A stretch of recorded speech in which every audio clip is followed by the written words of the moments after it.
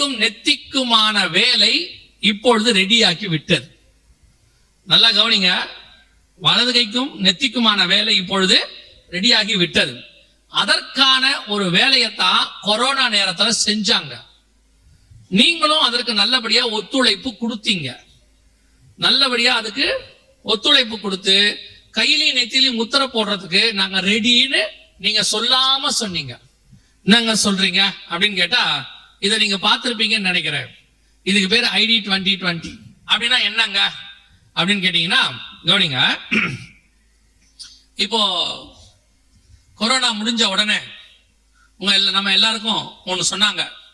இந்த வேக்சின் போட்ட பிறகு ஒரு ரூல் ஒண்ணு போட்டாங்க ஆல் ஓவர் த வேர்ல்டு. என்ன ரூல் போட்டாங்க? வேக்சின் போடாதவங்க எல்லாம் வெளியே வர கூடாது, வேக்சின் போட்டவங்க தான் வரணும் அப்படின்னு சொன்னாங்க. சரி, இந்த வேக்சின் போட்டவங்க போடாதவங்கன்றதை எப்படி கண்டுபிடிப்பீங்க? வேக்சின் போட்டவங்க போடாதவங்க என்ன ப்ரூஃப்? போட்டவங்களுக்கு ஒரு வேக்சின் சர்டிபிகேட் ஒன்று கொடுத்தாங்க.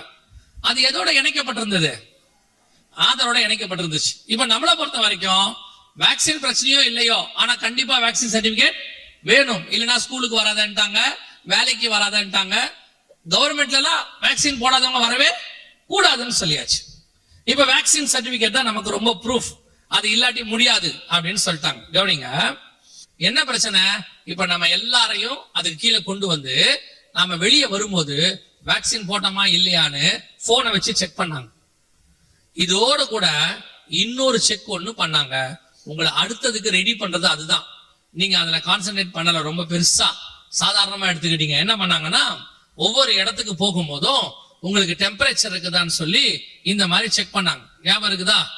போற இடத்துல எல்லாம் நெத்தியையும் கையையும் என்ன பண்ணாங்க? செக் பண்ணாங்களா இல்லையா? அதாவது ரூல் மாதிரி போட்டாங்க. எங்க போனாலும், எந்த இடத்துக்கு போனாலும் கையும் நெத்தியோ, ஷாப்பிங் மாலோ, ஏன் சர்ச்சுக்கு வரும்போது கூட பண்ண சொன்னாங்க, எங்க ஒரு ஸ்கூலுக்கு போனா பண்ண சொன்னாங்க. எல்லா இடத்துலயும் நீங்களும் கையும் நெத்தியும் என்ன பண்ணீங்க? காட்டிட்டு தான் நம்ம எல்லா இடத்துக்கும் உள்ள போனோம். சரி, காட்டுறது மஸ்ட்னு ஆகி போச்சு. நீங்க என்னைக்காவது யோசிச்சீங்களா, ஏன் ஜுரம் இருக்குதான்னு கைய பார்த்தாங்க? ஜுரம் இருக்குதான்னு கையை பார்க்க கூடாது, அவசியம் இல்ல. ஜுரம் இருக்குதா நெத்திய பார்க்கலாம், இங்க கை வச்சு பார்க்கலாம், இல்ல டெம்பரேச்சர் வாயில வச்சு தெர்மாமீட்டர் பார்ப்பாங்க, இல்லைன்னா கைக்கு கீழே இப்படி வைப்பாங்க.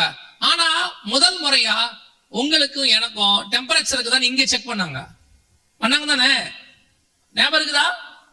ஏன் கையும் நெத்தியும் பண்ணாங்க? பண்ணது கூட பரவாயில்ல. ஆக்சுவலா அதை பண்ண சொன்னது எதுக்காகனா, அவருக்கு கொரோனா இருக்குதா ஜுரம் இருக்குதான்னு பாக்குறதுக்கு. எங்கேயாவது செக் பண்ண இடத்துல உங்க நம்பரையும் டெம்பரேச்சரையும் எழுதுனாங்களா? போற இடத்துல நியாயமா எழுதணும். ஒரு நோட் வச்சு இவங்க நம்பர், அவங்களுக்கான டெம்பரேச்சர் எழுதணும். எழுதுனாங்களா? அப்புறம் எதுக்கு செக் பண்ணாங்க? அதுக்கு ஒரு காரணம் இருந்துச்சு. என்ன காரணம்னா, இப்ப அடுத்து இதை விட மோசமான ஒரு பேண்டமிக் வருது. அந்த பேண்டமிக்ல நம்ம அத்தனை பேருக்கும் இந்த ஐடி 2020 போறதுக்கு WHO, வேர்ல்ட் ஹெல்த் ஆர்கனைசேஷன், எல்லா நாட்டுக்கிட்டையும் சைன் பண்ண சொல்லி டாக்குமெண்ட் அனுப்பிட்டான். இங்க இருக்கு பாருங்க, குளோபல் அக்ரிமெண்ட், உலகளாவிய ஒரு அக்ரிமெண்ட் போட்டாச்சு. ஜனவரி மாசம் போட்டாங்க. இது மேல யாரு பாருங்க, வேர்ல்ட் ஹெல்த் ஆர்கனைசேஷன், உலக சுகாதார மையம். இந்தியாவுக்குள்ள அனுப்பியாச்சு. இவன் என்ன, இப்ப நான் உங்களுக்கு என்னன்னு சொல்றேன், இங்க இருக்கு பாருங்க, இப்படி இருக்கு பாருங்க. இவர் தான் சொல்லி இருக்கிறாரு. இவர் என்ன சொல்றாரு அப்படின்னு கேட்டீங்கன்னா, வருகிற மே மாசத்துக்கு அப்புறம், இன்னும் இப்ப வந்து மார்ச், ஏப்ரல், மேக்கு அப்புறம் உலகம் முழுக்க, இப்ப நான் சொல்றதை எல்லாம் கவனிச்சுட்டே வாங்க, கதை சொல்லல. நாங்க ஒவ்வொரு விஷயத்தையும் சொல்லும் போது நான் ப்ராபசி சொல்றது இல்ல, நான் தீர்க்கதரிசி இல்ல, பைபிள்ல உள்ளதை மட்டும்தான் சொல்றோம். ஆமோஸ் சொல்ற மாதிரி நான் தீர்க்கதரிசியும் இல்லை, தீர்க்கதரிசியின் புத்திரனும் இல்லை. ஆனா பைபிள்ல உள்ள தீர்க்க தரிசன வசனத்தை என்ன நடக்குதுங்கிறத எக்ஸ்பிளைன் பண்ணி சொல்றோம். அவ்வளவுதான் எங்க வேலை. ஆவியானவர் கொடுத்தது அவ்வளவுதான். ஆனால் நீங்கள் அதை ஒரு கதை போல கருதுகிறீர்கள். ஏதோ ஒரு விஷயத்த வந்து கதை கேட்டு போற மாதிரி போறீங்க. உங்களுக்கு எச்சரிப்பு கொடுக்கிறதுக்கு தான் இந்த மீட்டிங்ல நடத்துறோம், கதை சொல்றதுக்கு இல்ல. சுவிசேஷ மீட்டிங் ஒரு பக்கம், அப்புறம் தேசத்துக்கான ஜெபம் ஒரு பக்கம், விசுவாச வளர்ச்சிக்கு ஒரு பக்கம், பரிசுத்தத்துக்கு ஒரு பக்கம், அதே மாதிரி கர்த்தருடைய வருகைக்கான கூட்டமும் ஒரு பக்கம். எல்லாம் சேர்ந்துதான் சபையில் நடக்கும். எல்லாத்தையும் முக்கியமா எடுத்துக்கணும். வெறும் ஆசீர்வாதத்துக்கு பின்னாடி மட்டும் ஓடுனீங்க, ஒரு நாள் நிச்சயமாக இந்த ஆசீர்வாதம் உங்கள் கையில் இருக்கும், ஆனால் அனுபவிக்கக்கூடிய இடத்தில் நீங்கள் இருக்க மாட்டீர்கள். கொரோனால நீங்க பார்த்திருப்பீங்க, வீடு இருந்துச்சு, கார் இருந்துச்சு, எல்லாம் இருந்துச்சு, ஒரே ஒரு சிலிண்டர் இல்லாம, ஆக்சிஜன் சிலிண்டர் இல்லாம ஜனங்க அலைஞ்சாங்க. அத்தனை பேருட்டு எல்லாம் இருந்துச்சு, ஆனா ஐசியூல ஒரு பெட் கிடைக்காம அலைஞ்சாங்க ஜனங்க ஹாஸ்பிட்டல்ல. நீங்க திருப்பியும் சொல்றேன், இன்னைக்கு உலகம் வேறொரு இடத்துக்கு போய் கொண்டிருக்கிறது. நம்ம கண்ணுக்கு முன்னாடி அதை அவங்க சொல்லிக்கிட்டு இருக்கிறாங்க, ஆனா பிசாசு உங்க கண்ணுக்கு அதை மறைக்கிறான். இப்ப அவங்க உலகம் முழுக்க சைன் வாங்கிட்டு இருக்கிறாங்க. என்ன சொல்ல வராங்கன்னா, மே மாசத்துக்கு அப்புறம் வர இந்த மேக்கு அப்புறம் உலகளாவிய பல மாற்றங்கள் நடக்கும். இந்த வருஷம் என்ன சொல்லிருக்கிறாங்கன்னா, எல்லா நாடுகளும் எங்ககிட்ட அக்ரிமெண்ட் பண்ணுங்க. என்ன அக்ரிமெண்ட்? நாங்கள் எடுக்கிற எல்லா முயற்சிக்கும் நீங்களும் உங்கள் நாடும் உங்கள் நாட்டு மக்களும் கீழ்ப்படிவீர்கள் என்று சொல்லி அவங்க கேட்டிருக்கிறாங்க. என்ன கீழ்ப்படியணும், என்ன பண்ணணும்? ஒண்ணும் இல்ல, 2020 பில்கேட் சொல்லிட்டாரு இந்த மாதிரி ஒண்ணு போட சொல்லி, இந்த மாதிரி ஒண்ணு போட சொன்னார். அப்ப இத சீரியஸா எடுத்துக்கல. இப்ப என்ன சொல்ல போறாங்க உங்களுக்கு எனக்கும், இது வரைக்கும் போட்ட வேக்சின் பத்தாது, இப்ப வரப்போறது அந்த வேக்சினுக்கு கட்டுப்படி ஆகாது, கட்டுப்படாது. சோ இத உங்க கையிலயோ நெத்தியிலயோ வைப்பாங்க. வச்சாச்சுன்னா உங்க உடம்புல அந்த கிருமி வந்தாலும் சரி, அதுக்கு தேவையான மெடிசனை உட்செலுத்துறதுக்கும் சரி, இது உங்க பாடியிலேயே இருக்கும். அந்த கிருமி வந்தோடனே இதுவே காட்டி கொடுத்துரும். இது உள்ள ஒரு சிம் கார்டு மாதிரி ஒண்ணு இருக்குது, உங்க கையிலயோ நெத்தியிலயோ வச்சிருக்க. இதுக்கு பேர் பயோசிப்னு பேர், வச்சிருவாங்க. இது கிருமி வந்த உடனேயே நீங்க ஹாஸ்பிட்டலுக்கு போய் உங்க கையை வச்சாலே அந்த கிருமி உங்க உடம்புல இருக்குதா இல்லையான்னு இது சொல்லிடும். அதுக்கப்புறம் இது உங்க டிஜிட்டல் ஐடி, இங்க சொல்ற பாருங்க, இதான் டிஜிட்டல் ஐடி. அப்படின்னா என்ன சொல்றது? European union. இனிமேட்டு உங்க கையில இருக்கிற எந்த கார்டும் யூஸ் ஆகாது. எல்லா கார்டையும் இந்த 3ஆம் உலக யுத்தத்தோடு கூட முடிவு கொண்டு வந்துருவாங்க. எல்லாமே டிஜிட்டல். இப்பவே உங்களை எல்லாத்தையும் டிஜிட்டலுக்கு மாத்திட்டு இருக்காங்க. மாத்துறாங்க தானே? பண பரிமாற்றம் முழுக்க என்ன செஞ்சுட்டாங்க? டிஜிட்டலுக்கு மாத்தியாச்சு.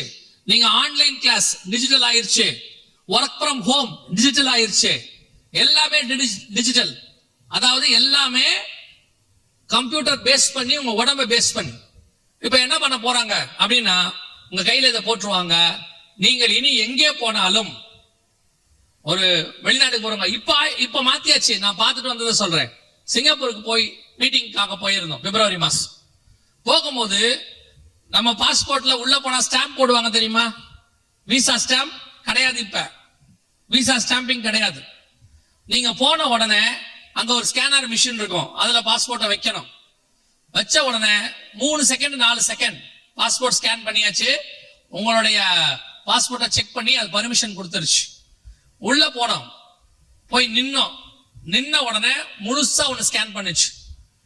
அது அடுத்த 5 செகண்ட் ஸ்கேன் பண்ணிட்டு டோர் ஓபன் ஆச்சு. நீங்க சிங்கப்பூருக்குள்ள போலான்ட்டான். பாஸ்போர்ட்டை யாரும் செக் பண்ணல, நிக்க வச்சு கேள்வி கேட்கல, எதுவும் செய்யல. மொத்தம் மிஞ்சி போச்சுன்னா 1 நிமிஷத்துல இருந்து 2 நிமிஷம். நீங்க போனீங்க, பாஸ்போர்ட்டை வச்சீங்க, அந்த இடத்துல நின்னீங்க, அமுச்சு விட்டான், சிங்கப்பூருக்குள்ள போயாச்சு. அவ்வளவுதான். இப்போ பாஸ்போர்ட்டுமே இருக்காது. உங்க பாஸ்போர்ட்டுக்கு பதிலாக இத கையில போட்டுருவாங்க, இந்த ஐடி 2020 உங்க கையிலயோ நெத்திலயோ வைக்க போறாங்க. திருப்பியும் சொல்றேன், இது இப்ப செய்யல, 2005 இருந்து தமிழ்நாட்டில் ப்ரொடியூஸ் பண்றாங்க. ஸ்ரீபெரும்புதூர்ல எல்லாமே ரெடி. இப்ப வலது கையிலயும் நெத்திலையும் உங்களுக்கு போடுவாங்க. இனிமேட்டு அதான் ஆதார் கார்டு, இனிமேட்டு அதுதான் உங்களுடைய பேங்க் கார்டு. இப்பயே கொஞ்சம் கொஞ்சமா உங்களுடைய பண பரிமாற்றம், பேங்க் கார்டு எல்லாம் குறைச்சு ஜிபே இப்படி கொண்டு வந்துகிட்டு இருக்கிறான். எல்லாமே பை போன். இப்ப அதுக்கு பதிலாக கை. இப்பவே நீங்க அதுக்கு பழக்கம் ஆயிட்டீங்க. இ சேவை மையத்துக்கு போனா என்ன வைக்க சொல்றான்? கைரேகை வைக்க சொல்றாங்க.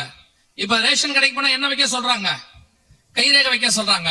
இப்ப நீங்க வேற எங்க வேணாலும் போங்க, கைரேகை வைக்க சொல்ல தொடங்கிற காலம் வந்தாச்சு. வெளிப்படுத்தல் 13-16. இப்ப யோசிச்சு பாருங்க, உங்களை கையும் நெத்தியும் செக் பண்ணாங்க தானே எல்லா இடத்துலயும். உங்களுக்கு கொஞ்சமாவது தோணுச்சா? கையும் நெத்தியும் டெம்பரேச்சருக்கு செக் பண்றாங்களே, கையை ஏன் செக் பண்றாங்க?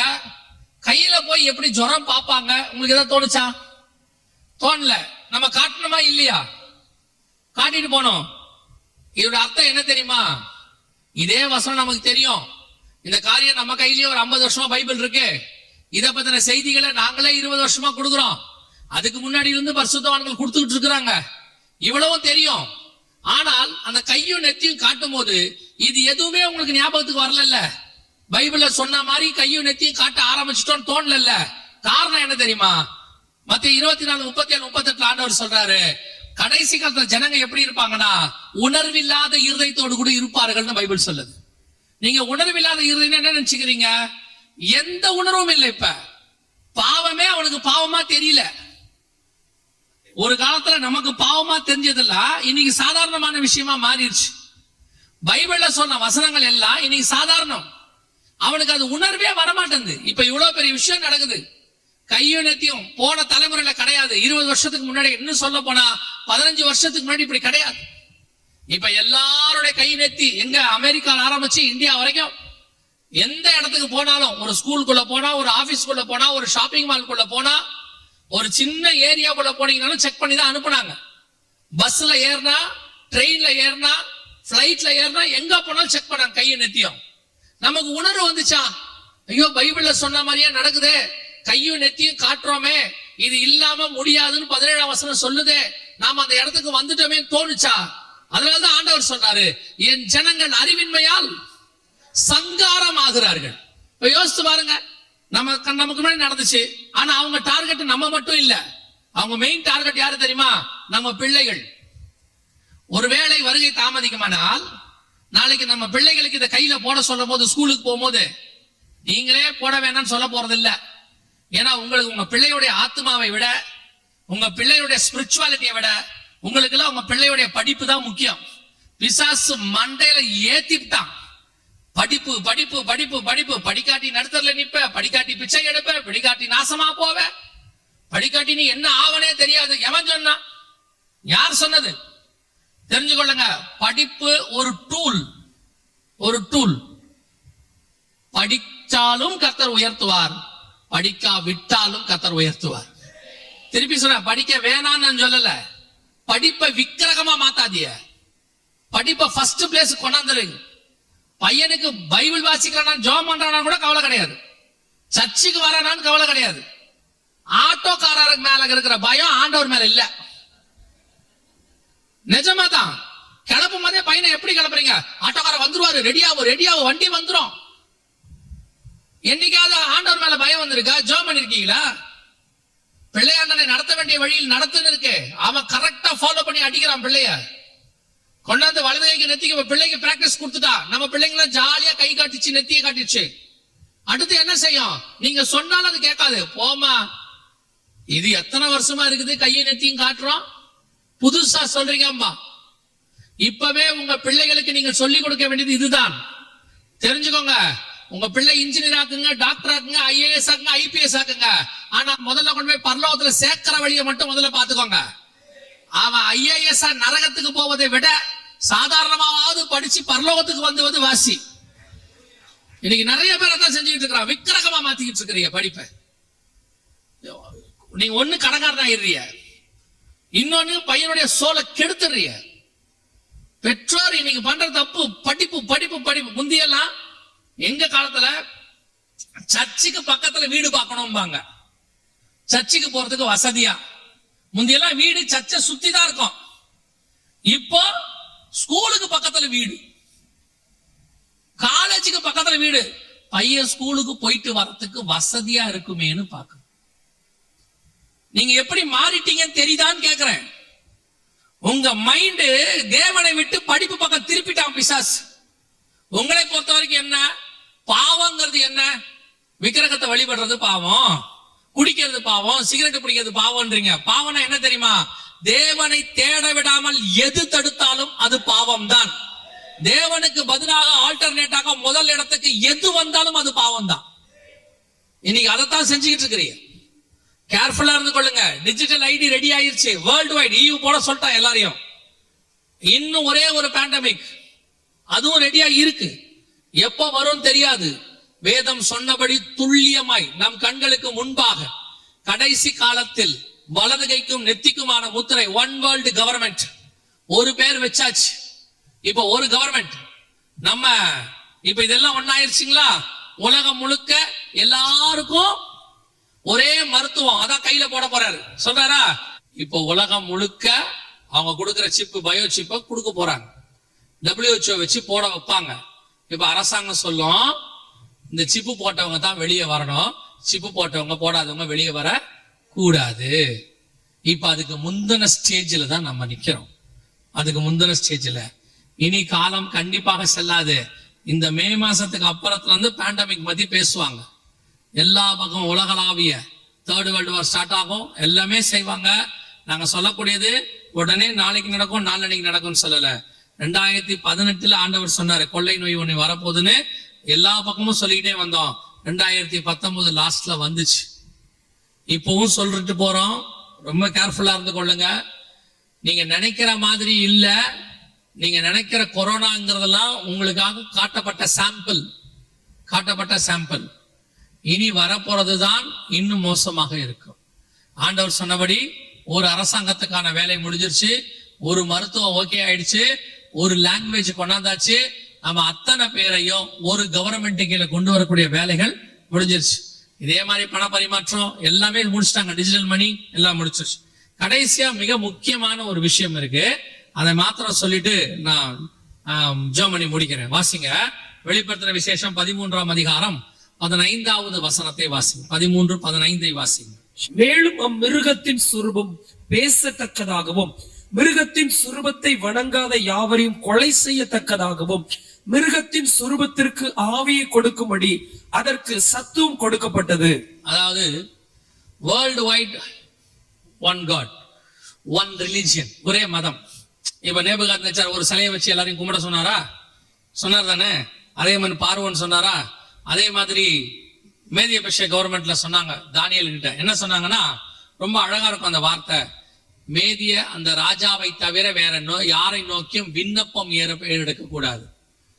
அவங்க அழகா சொல்லுவாங்க, ராஜாவை தவிர வேற யாரை நோக்கியும் விண்ணப்பம், அதாவதுன்னா அவரை தவிர வேற யாரையும் அவங்க என்ன பண்ணக்கூடாது, கடவுளாக வணங்கக்கூடாதுன்னு அர்த்தம். One God. இதுதான் பாபிலோன்ல இருந்துச்சு. இப்ப கடைசி காலத்துல ஒன் காட் கொண்டு வராங்க. ஏங்க இந்த காலத்துல அது சாத்தியமா? சும்மா அதெல்லாம் கதை அப்படின்னீங்கன்னா, இங்க பாருங்க, இது ஒன் ரிலிஜனுக்கான உலகத்துல இருக்கிற எல்லா நாட்டு தலைவர்களும் அரேபியாவுல கூடி சைன் பண்ணிருக்கிறாங்க. இது ஒன் வேர்ல்டுக்காக, ஒன் வேர்ல்டு காடு. இப்ப நீங்க பார்க்க போறது வெளிப்படுத்தல் 13:15 சொன்ன ஒரு கடவுளை பார்க்க போறீங்க. இப்ப அந்த கடவுள் எப்படி இருக்கும் அப்படின்னு கேட்டீங்கன்னா, நம்மளை பொறுத்த வரைக்கும் கடவுள் நமக்கு அகைன்ஸ்ட் ஆன்டி கிரைஸ்ட் வரப்போறான் அப்படின்னா நம்ம மைண்ட்ல ஒண்ணு இருக்கு, அவரா இருப்பாரு, இவரா இருப்பாரு, அந்த மதமா இருக்கும், இந்த மதமா இருக்கும்னு. ஆனா பைபிள் அப்படி சொல்லல. நியூ ரிலிஜியன் வரும்னு சொல்லுது. புது மதம் ஒண்ணு உலகத்துக்குள்ள வரும். வாசிங்க தானியேல் புஸ்தகம் 11ஆம் அதிகாரம் 37வது வசனத்தை வாசிங்க. 11:37. அவன் தன் பிதாக்களின் தேவர்களை மதியாமலும். நல்லா கவனிங்க, பிதாக்களின் தேவர்கள்னா புரிஞ்சுக்கோங்க, இதுக்கு முன்னாடி இருக்கிற எந்த கடவுள், ஏன்னா எல்லாமே பிதாக்கள் கடவுள் முன்னாடி உள்ளது. பிதாக்களின் தேவர்களை மதியாமலும் ஸ்திரீகளின் சிநேகத்தையும் எந்த தேவனையும் மதியாமலும். எப்படி எந்த தேவனையும். இப்ப நம்மளை பொறுத்த வரைக்கும் என்ன, நம்ம ஒரு உதாரணத்துக்கு சொல்லும் போது நமக்கு இஸ்லாமியர்கள் எதிரி, இஸ்லாமியர்களுக்கு அவங்க யூதர்கள் எதிரி, யூதர்களுக்கு கிறிஸ்தவர்கள் எதிரி, இப்படி நம்ம ஒன்னொன்னு வச்சிருக்கோம்ல. ஆனா வரப்போற காடு எந்த மதத்திலயும் இருக்க மாட்டான்.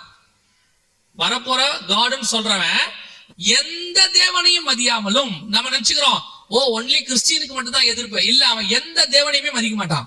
எந்த தேவனை மதியாமலும் எல்லாவற்றிற்கும் தன்னை பெரியவனாக்கி அரண்களின் தேவனை தன் ஸ்தானத்திலே கனம் பண்ணி தன் பிதாக்கள் அறியாத ஒரு தேவனை பொன்னினாலும். அப்ப நியூ காட், தன் பிதாக்கள் அறியாத ஒரு காட், அறியாத ஒரு தேவன். அப்பனா வரப்போற கடவுள் எப்படி இருக்க போது? New God.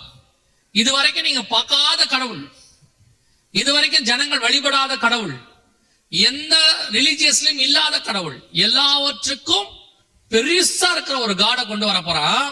அந்த காடு எப்படி இருக்கும்னு கேட்டீங்கன்னா, வெளிப்படுத்தல் 13:15 சொல்லுது, மேலும் அந்த அரசாங்கம் மிருகத்தின் முத்திரை, அதாவது மேலும் அந்த மிருகத்தின் சொரூபம், அந்த கவர்மெண்ட் கொண்டு வரக்கூடிய, அந்த அந்தி கிறிஸ்து கொண்டு வரக்கூடியதான அந்த சிலை எப்படி இருக்குமா பார்க்கும். வசனம் சொல்லுது, அந்த மேலும் மிருகத்தின் சொரூபம் பேசத்தக்கதாகவும் தன்னை வணங்காத யாவரையும் கொலை செய்யத்தக்கதாகவும் மிருகத்தின் சுரூபத்திற்கு ஆவியை கொடுக்கும்படி. என்ன வசனம் பாருங்க.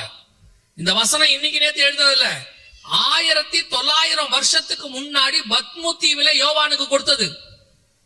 இன்னைக்கு நம்ம கண்ணுக்கு நான் சொன்னது 2020 இருந்து 24க்குள்ள நம்ம கண்ணுக்கு முன்னாடி அந்த கடவுள் ரெடியா இருக்கு. இதுதான் அந்த கடவுள், நல்லா கவனிங்க.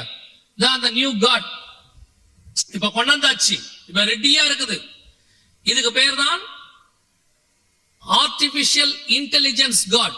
இந்த கொண்டாந்துருக்கான் பாருங்க, இதுதான் நியூ காட் வேர்ல்டு வைட். இப்ப என்ன செஞ்சிருக்கிறான்னு கேட்டீங்கன்னா, ஆர்டிபிஷியல் இன்டெலிஜென்ஸ் உள்ள காடுக்கு அவன் உருவம் கொடுத்தாச்சு. ஒரு 10 நிமிஷம் நான் சொல்றதை நல்லா கவனிங்க.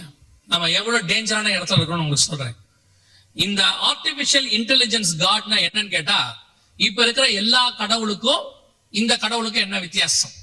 இப்போ புறஜாதியார் நம்மளை விட்டுருங்க.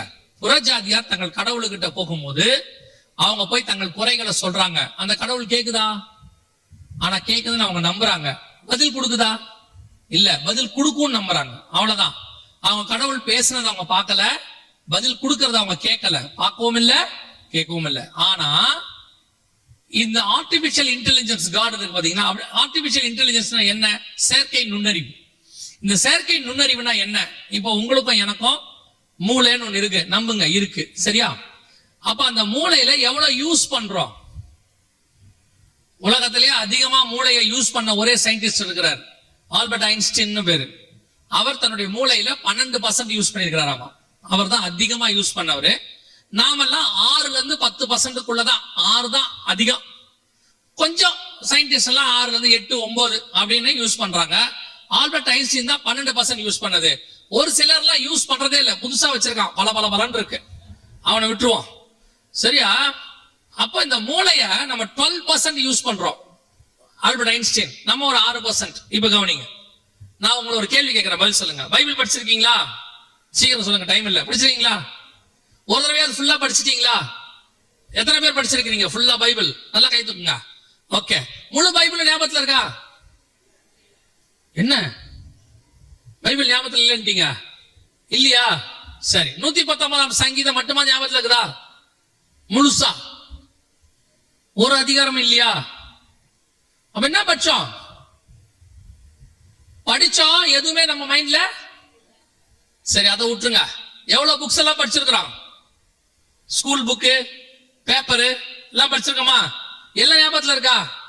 எதுவுமே இல்ல, ஏதோ 1, 2 இருக்குது, அவ்வளவுதானே.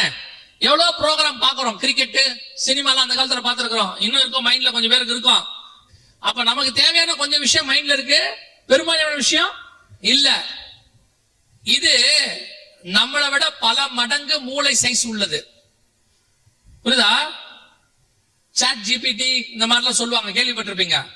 ஆனா தன்னுடைய மூளைய 100% யூஸ் பண்ணக்கூடியது. இப்ப இது உள்ள மட்டும் டேட்டாஸ் எவ்வளவு இருக்குதுன்னு கேட்டீங்கன்னா, 3 ட்ரில்லியன் டேட்டாஸ் இருக்கு. 1 பில்லியன்னா 10 லட்சம், ஒரு மில்லியன்னா 10 லட்சம், 1 பில்லியன்னா 100 கோடி, 1 ட்ரில்லியன் எங்கேயோ எத்தனையோ கோடி. அந்த மாதிரி 3 கோடி, 3 ட்ரில்லியன் இருக்கு இது உள்ள. இப்ப இன்னும் ஏத்திக்கிட்டே இருக்காங்க. அவங்களோட மோட்டிவ் 30 ட்ரில்லியன் ஏத்தணும் இது உள்ள. அவ்வளவு டேட்டாஸ் இருக்கும். ஆனா நீங்க கேட்டீங்கன்னா அரை செகண்ட்ல பதில் சொல்லும். அரை செகண்ட், 1 செகண்ட் கூட எடுக்காது, அரை செகண்ட்ல சொல்லும். ஒருத்தர் சமீபத்துல ஒண்ணு கேட்டாரு, ஒரு கட்டை பேர் சொல்லி, செம்மர கட்டை மாதிரி ஒரு கட்டை பேரை சொல்லி, இந்த கட்டை கிடைக்குமா அப்படின்னு கேட்டாரு. அது சொல்லுது, இந்த கட்டை உங்க நாட்டுல இல்ல. அவர் கேட்டது இந்த கட்டை கிடைக்குமா, எங்க இருக்கு, இவ்வளவுதான் கேட்டாரு. அது சொல்லுது, இந்த கட்டை உங்க நாட்டுல இல்ல, இந்த கட்டை எக்ஸஸா இந்த நாட்டுல இருக்கு. ஒரு நாட்டு பேர் சொல்லுது, அந்த நாட்டுல நீங்க இதை வாங்க முடியும், ஆனா நீ வாங்க முடியாது, உங்க நாட்டு சட்டம் அதை வாங்கறதுக்கு இடம் கொடுக்காது. அந்த நாட்டுல நீங்க வாங்கணும்னா இன்னொரு நாட்டோட சிட்டிசனா இருந்தீங்கன்னா அதை வாங்க முடியும். அந்த கட்டையோட விலை இது. கேட்ட கேள்வி என்ன? அந்த கட்டை இருக்கா? இவ்வளவு பதில் சொல்லிட்டு அது கேக்குது, இந்த கட்டையை வாங்கறதுக்கு நான் வேணா இந்த ஆளுடைய அட்ரஸ் உனக்கு கொடுக்கட்டுமா? இவ்வளவு அதுகிட்ட இருக்கு. இப்ப நம்ம ஆட்களுக்கிட்ட இது மாட்டிக்கிச்சு. இல்லைன்னா நான் சொல்றேன், நம்ம ஆளுங்க கிட்ட மாட்டிக்கிட்டாங்க. நிறைய ஊழியக்காரங்க இப்ப என்ன பண்றாங்க தெரியுமா? சனிக்கிழமையானா ChatGPT கிட்ட போயிருது. நாளைக்கு செய்தி கொடுக்கணும். ஏசாயா 50 இருந்து 3வது வசனத்துல இருந்து ஒரு செய்தி கொடு அப்படின்னா 30 செகண்ட்ல செய்தி கொடுத்துரும். பிரிண்ட் அவுட் எடுத்துக்கலாம். இப்ப நம்ம சொல்றோம் இந்த செய்தி ரொம்ப ஈஸியா இருக்கு, கொஞ்சம் டீப்பா கொடுக்கும். இப்ப நீங்க இந்த செய்திக்கு ஏத்த மாதிரி 2 பாட்டு கொடு அப்படின்னா பாட்டு கொடுக்கும். இப்ப இருக்கு, நான் சொன்னது இப்ப இருக்கு. சோ இப்ப இது எப்படி கடவுளா மாறுச்சு அப்படின்னு கேட்டீங்கன்னா, இப்ப வெளிநாடுகள் எல்லாம் இந்த மாதிரி இதை கொண்டாந்துட்டான். சில மதங்கள்ல இதை கொண்டாந்து இப்ப எல்லாரும் வந்து இதுக்கு முன்னாடி நின்னு கேள்வி கேட்கறாங்க, என்ன அவங்களோட விண்ணப்பத்தை சொல்றாங்க. சொன்ன உடனே இப்ப இது உள்ள என்னென்ன இருக்குதுன்னு கேட்டீங்கன்னா கவனிங்க. பைபிள், எல்லா பைபிளும் இருக்கு, எல்லா பைபிள் வருஷனும் இதுல இருக்கு. குரான் இருக்கு, கன்ஃபியூசிசம், தாவோயிசம், இந்துசம், எல்லா வேதங்களும் இது உள்ள போட்டாச்சு. அத்தனையும் இதுக்குள்ள போட்டு எந்த மதக்காரங்க வந்து கேட்டாலும் அதுவா ஒரு கருத்து எடுத்து அவங்களுக்கு தேவையான பதில 10 செகண்டுக்குள்ள கொடுத்துடுது. இப்போ அவங்கள பொறுத்த வரைக்கும் அவங்க கடவுளை அவங்க பார்த்ததில்லை, பேசினதில்லை, பதில் சொன்னதில்லை. இப்ப அது சொல்ல தொடங்கிருச்சு. இப்ப ஜனங்க வழிபட தொடங்கியாச்சு. ஆனா இதை யாரும் ஆபரேட் பண்ணல, அதுவே சுயமா யோசிச்சு என்ன செய்யுது, சொல்லுது. அதற்கு ஆவியை கொடுக்கும்படி அதற்கு சத்துவம் கொடுக்கப்பட்டது. வெளிப்படுத்தல் 13:15, தானியேல் 11 நம்ம கண்ணுக்கு முன்னாடி அப்படியே நிக்குது பாருங்க. இதுக்கு மேல இவங்க என்ன பண்ணுவாங்கன்னு கேட்டீங்கன்னா, வரப்போற அந்தி கிறிஸ்துவோடைய உருவத்துல இதை செஞ்சிடுவாங்க. இதுக்கு மேல தோல் போட்டுருவாங்க. இப்பவும் ஜப்பான்ல உங்க உருவத்துல இந்த மாதிரி ஒண்ணு வேணும்னு கேட்டீங்கன்னா செஞ்சு கொடுக்குறாங்க, 1 கோடி ரூபாய். ஆனா மினிமம் அது. இன்னும் நீங்க எக்ஸ்டெண்ட் பண்ணா இன்னும் அதிகம் வாங்கணும். இப்ப காட் ரெடியா இருக்குது, வேதத்துல சொன்னபடி எல்லாமே பக்கா. இப்ப என்ன பண்ணுவாங்க, ஒரு சர்வாதிகாரி வருவான், உலகம் முழுக்க ஆட்சி பண்ணும்போது அவனுடைய உருவத்தில் இந்த ஆர்டிபிஷியல் இன்டெலிஜென்ஸ் காட எல்லா இடத்துக்கும் கொண்டு வர போறாங்க. இப்ப வந்துருச்சு, கேரளால டீச்சரா மாத்திட்டாங்க, கேரளா டீச்சர் ஆயிருச்சு. இப்ப ஒவ்வொரு இடமா போகுது. இந்த நேரத்துல நான் உங்களுக்கு ஒரு எச்சரிப்பு மட்டும் சொல்லிட்டு ஜோமணி முடிக்க விரும்புகிறேன். கவனிங்க, இந்த ஆர்டிபிஷியல் இன்டெலிஜென்ஸ் என்பது முழுக்க வேதத்துக்கு எதிரானது. இன்னைக்கு நிறைய பேருக்கு அவங்க பிள்ளைய ஆர்டிபிஷியல் இன்டெலிஜென்ஸ் படிக்க வைக்கிறது ரொம்ப இஷ்டம் இருக்கு. அவங்க என்ன சொல்றாங்க, வர ஃபியூச்சர் ஆர்டிபிஷியல் இன்டெலிஜென்ஸ் தான், இதை படிச்சாதான் வேலை, இதை படிச்சாதான் எதிர்காலம். நல்லா கவனிங்க, எதை படிச்சா எதிர்காலம், எதை படிச்சா வேலைங்கிறத விட பைபிளுக்கு அகைன்ஸ்டா இருக்கா இல்லையான்னு கொஞ்சம் பார்த்துக்கோங்க. நியூக்ளியர் தயாரிச்சா கூட தான் நல்ல வேலை, நல்லா சம்பாதிக்கலாம். அதுக்காக நியூக்ளியர் குண்டு தயாரிக்கிறதுக்கு பிள்ளையை அனுப்ப முடியுமா? நான் சொல்றது புரியுதா? சில காரியங்கள் இருக்கு. இப்போ 2வது எச்சரிப்பு, உங்க பிள்ளைகளுடைய போட்டோஸ், உங்க பிள்ளைகளுடைய வீடியோஸ், குறிப்பா பெண் பிள்ளைகள், அதே மாதிரி மனைவி, இவங்களுடைய போட்டோஸை சும்மா சோசியல் மீடியால ஏத்தாதீங்க. என்ன பண்ணுவாங்க, இப்ப உங்க பெண் பிள்ளை போட்டோ ஒண்ணு கிடைச்சிருச்சு, உங்களுக்கு பிடிக்காத ஒருத்தன் இருக்கிறான், உங்க பிசினஸ்க்கு பிடிக்காதவன் எவனோ ஒருத்தன் உங்க பெண் பிள்ளையோட போட்டோவை எடுத்து என்ன வேணாலும் செய்ய முடியும். இப்ப என்ன வேணாலும் செய்யலாம். முந்தில என்ன பண்ணுவோம்னா தலையை வெட்டி மட்டும் அருவருப்பா மாத்துவான். இப்ப அப்படி இல்ல, உங்க பிள்ளையோட வீடியோவை உங்க பிள்ளை நடக்கிற மாதிரியே, என்ன தப்பு செய்யற மாதிரி, அருவருப்பா செய்யற மாதிரி எல்லாம் மாத்த முடியும். ஆனா பேசுறது உங்க பிள்ளையோட குரல்லயே இருக்கும். இப்ப என்னுடைய வாய்ஸ், பாஸ்டருடைய வாய்ஸ் எல்லாம் ஆன்லைன்ல இருக்கு, எடுத்துக்கலாம். இந்த வாய்ஸை எடுத்துட்டு இது பாருங்க, அதான் அது இங்க இருக்கு பாருங்க, இந்த வாய்ஸை எடுத்துட்டு இப்ப அவர் பேசுற மாதிரியே சினிமா பாட்டு பாட வைக்க முடியும். நான் சொல்ல உங்களுக்கு புரியுதா? இப்போ பாஸ்டர் வாய்ஸை எடுத்துக்கிட்டு ஆன்லைன்ல இருந்து டவுன்லோட் பண்ணிட்டு இந்த வாய்ஸை வச்சுக்கிட்டு சினிமா பாட்டு பாட வைக்க முடியும். நீங்க பாப்பீங்க, பாடிட்டு வர்றது யாரா இருக்கும் தெரியுமா? பாஸ்டே பாடிட்டு வருவார். என்ன பாஸ்டர் சினிமா பாட்டு பாடுறாரு? ஏன், அவர் கொஞ்ச காலம் இயேசுக்காக ஒரு பாட்டு பாடி இருக்கிறார். அந்த பாட்டு ஆன்லைன்ல இருக்கு, அந்த வீடியோ எடுத்துப்பான், அந்த இமேஜை கொடுத்தா. இப்ப ரீசெண்டா இந்த 26ஆம் தேதி ஜனவரி 26 ஜனகண மன பாட்டை போட்டாங்க, அந்த நேஷனல் ஆந்தம். பாடினது யார் தெரியுமா? காந்தி, நேரு, அப்புறம் சுபாஷ் சந்திர போஸ் எல்லாம் வந்துச்சா? அவங்களே நின்று பாடுறாங்க, வாய் அசையுது, ஜனகன மனனே பாடுறாங்க. இப்ப ரீசெண்டா பாத்தீங்கன்னா, ஒரு செத்து போன சினிமா பின்னணி பாடகர் அவர் குரலை மட்டும் எடுத்துட்டு புது பாட்டு அந்த குரலை வச்சு பாட வச்சிருக்கிறாங்க. செத்து போன ஒரு ஆளு இப்ப உயிரோடு கூட வர வச்சு அவரை மாதிரியே படம் வீடியோ எடுத்திருக்கிறாங்க. இப்ப இனிமேட்டு உங்களை மாதிரியே எல்லாமே வரும். ஆல்ரெடி முடிஞ்சிருச்சு வேலை. தயவு செய்து இந்த பெண் பிள்ளைகள், ஆண் பிள்ளைகளுக்கும் சொல்றேன், குறிப்பா பெண் பிள்ளைகளுக்கு சொல்றேன், இந்த சும்மாவாது செல்ஃபி எடுத்து எடுத்து எடுத்து இந்த இதுல ஏத்துறது, ஸ்டேட்டஸ்ல வைக்கிறது, பேஸ்புக்ல ஏத்துறது, ட்விட்டர்ல ஏத்துறது முதல்ல நிறுத்துங்க. உங்க குடும்பத்தினுடைய மான மரியாதை எல்லாத்தையும் தூக்கி போட்டுருவான். உங்களுக்கு அது பெருசு இல்லை அப்படின்னு பட்ட பிறகு அவஸ்தைப்படுறதுல பிரயோஜனம் இல்லை.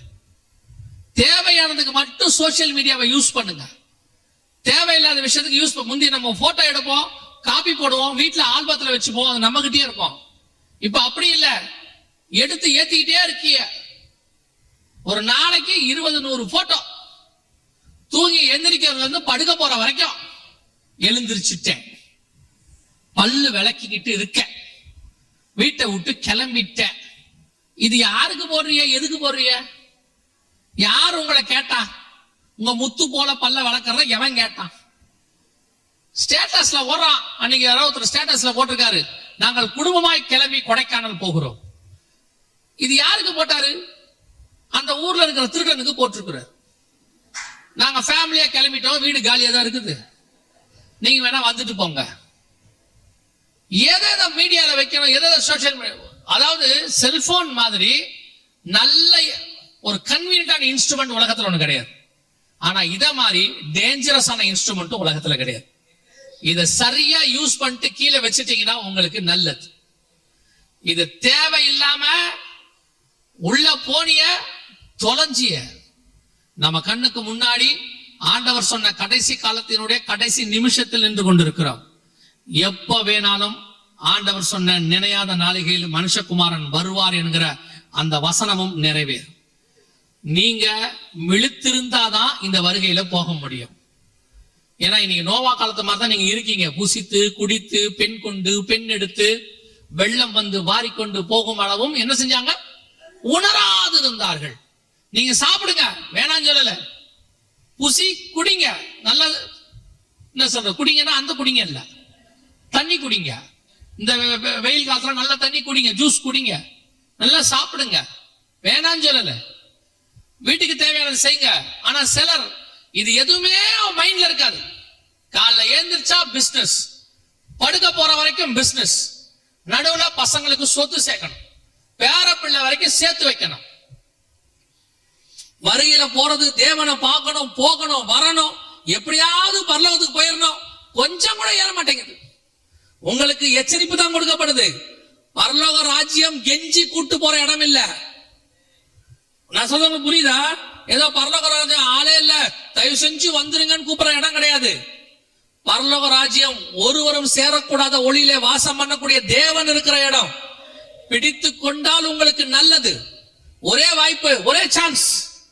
அதுக்கப்புறம் நீங்கள் எதிர்பார்க்காத மிகப்பெரிய காரியங்கள் பூமியில் நடக்க போகுது. அவைகளுக்கு தப்பி மனுஷன் குமாரனுக்கு முன்பாக நிற்கும்படி கர்த்தர் உங்களுக்கு அழைப்பு கொடுக்கிறார். இனி காலம் கண்டிப்பாக செல்லாது. ஆண்டவர் வெகு சீக்கிரத்துல வர போறாரு. நம்ம போன வருஷம் வந்து சொன்னதை விட இந்த வருஷம் இன்னும் அதிகமான காரியங்கள் நடந்துருச்சு. எங்க இஸ்ரேல் ஹமாஸ் யுத்தம் இன்னைக்கு பெரிய அளவுல போயிட்டே இருக்குது. உலகம் முழுக்க காரியங்கள் நடக்குது. போன வருஷம் சொன்னதுல பாதி நடந்துருச்சு. ப்ராபசி சொல்லல, ஆண்டவர் சொன்னது நடந்துருச்சு. இந்த வருஷம் இன்னும் மோசமாக போகும். கேர்ஃபுல்லா இருந்து கொள்ளுங்க. வெகு சீக்கிரத்தில் நம்முடைய ஆண்டவர் வரப்போகிறார்.